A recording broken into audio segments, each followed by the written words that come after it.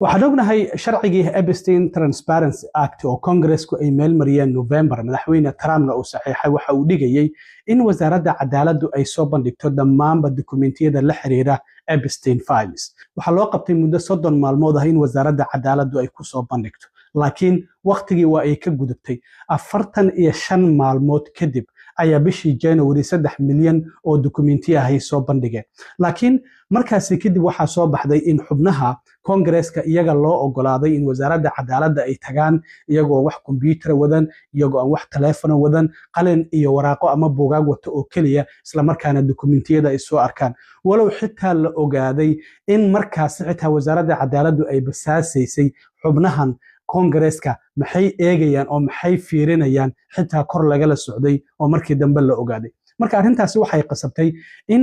la ogaaday oo dimuqraadiyiintu ay ogaadeen in wasaaradda cadaaladdu ay qarisay dukumentiyo fara badan oo Trump la xiriirinayay ninkii Epstein ahaa ee gabdhaha yaryar dadka madaxda ah iyo dadka lacagta leh ka iibin jiray gabdhaha aan qaan gaarin oo da'doodu 18 ay ka yareen arrintaasi marka waxay sababtay in wasiirka cadaaladda Congress-ka looga yeero oo su'aalo la weydiiyo isla markaana xitaa ay ku fashilantay hadda bishii la soo dhaafay markii loo yeeray waxa jirtay marka arrintan hadda dukumentiyadan xalay xilli la hurday ay soo bandhigeen maxaa sababay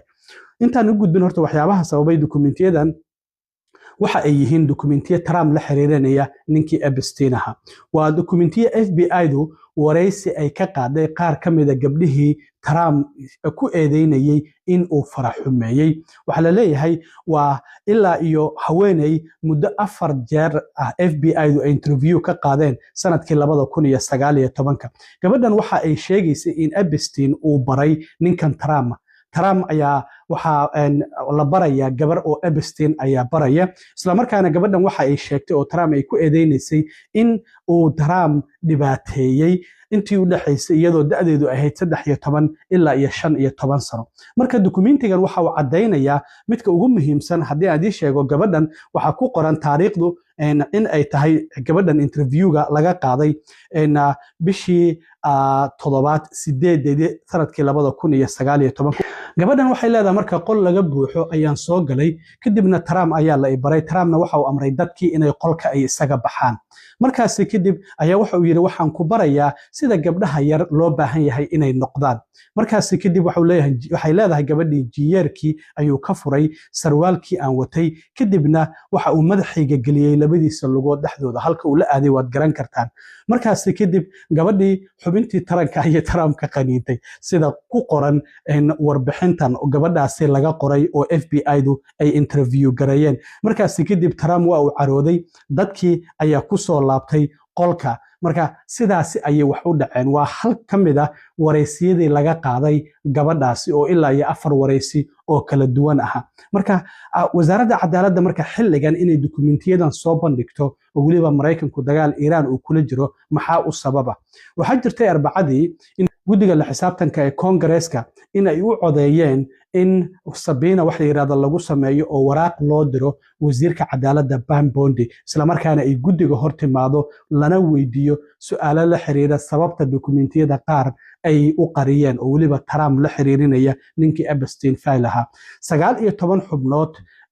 ayaa guddigan 24 ayaa u codeysay 19 waa ay diideen 24 kaasi marka 19 kamid ah waa dimuqraadi halka sidoo kalena 5 xubnood ay yihiin Republican oo ku raacay xubnaha dimuqraadiyiinta in loo yeero wasiirka cadaaladda Pam Bondi waxa kamid ah Nancy Mace oo laga soo doorto South Carolina xubnaha kalena waxa ay kala yihiin oo Republicanka ah Lauren Boebert oo Colorado laga soo doorto Scott Perry oo Pennsylvania laga soo doorto Tim Burchett oo laga soo doorto Tennessee iyo Michael Cloud oo Texas laga soo doorto marka wasiirka cadaaladda waxa laga doonayaa marka in guddigan ay hortimaado la dhaariyo kadibna ay sheegto sababta dukumentiyadaasi ay u qarisay marka Trump hadda shalay waxa uu xilka ka qaaday wasiirkii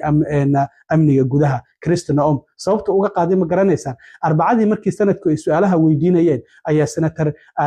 John Kennedy oo laga soo doorto Louisiana waxa uu weydiiyey lacagtan 220 milyan ah oo aad xayisiinada ku sameynaysay madaxweyne Trump miya ogolaaday markaasay tiri ha waxa la leeyahay Trump waa uu daawanayay sida darteed arrintaasi ayuu ka carooday maxaa yeelay lacagtaasi maba uusan ogeyn 220 milyan oo xayisiinada dharka kala duwan intay gashatay ay wasiirka cadaaladda ay wasiirka amniga gudaha iyo xayisiinadaasi ay ku sameynaysay marka hadda wasiirka cadaaladda Pam Bondi ma noqon doonta qofka labaad ee Trump xilka uu ka qaado maadaama dokumentiyadan oo markii hore la qariyay sharciga Epstein Transparency Act oo la meelmariyay November Congress-ku meelmariyay isaguna uu saxiixay loona baahnaa inay soo bandhigto ay qarisay maxay xilligan u soo bandhigtay arrintaasi waxa ay tahay arrinta hadda laga yaabo marka inay noqoto wasiirka labaad ee Trump xilka uu ka qaadi doono haddana Congress-ka ayaa Sabina waraaq u diro yiri waa inaad ka soo hor muuqataa guddiga xubnaha Republicanana sidoo kale ay u codeeyeen